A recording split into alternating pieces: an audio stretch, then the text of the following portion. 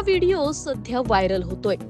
आपल्या नेत्यासाठी कार्यकर्ते काय करतील याचा नेम नाही, याचाच प्रत्यय आलाय. आता हा व्हिडिओ बघा. यामध्ये 2 तरुणांनी ज्याचा फोटो हातात धरलाय तो आहे वाल्मिक कराड.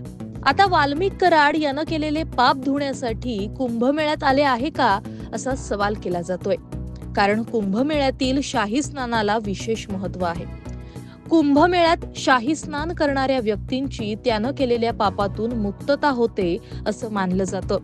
आता यामुळेच की काय, या व्हिडिओमध्ये दिसणारे तरुण थेट खंडणी प्रकरणात अटकेत असलेल्या वाल्मिक कराडचा फोटो घेऊन प्रयागराजच्या कुंभमेळ्यात पोहोचलेत.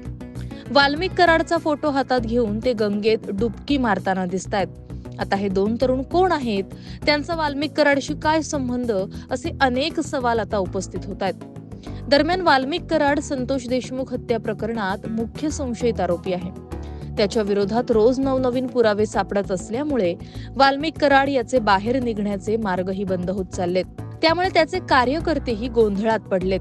वाल्मिक कराड बाहेर येण्यासाठी अनेक फंडे वापरले जात आहेत. आता त्याचाच हा भाग म्हणावा का, असा सवाल उपस्थित होतोय.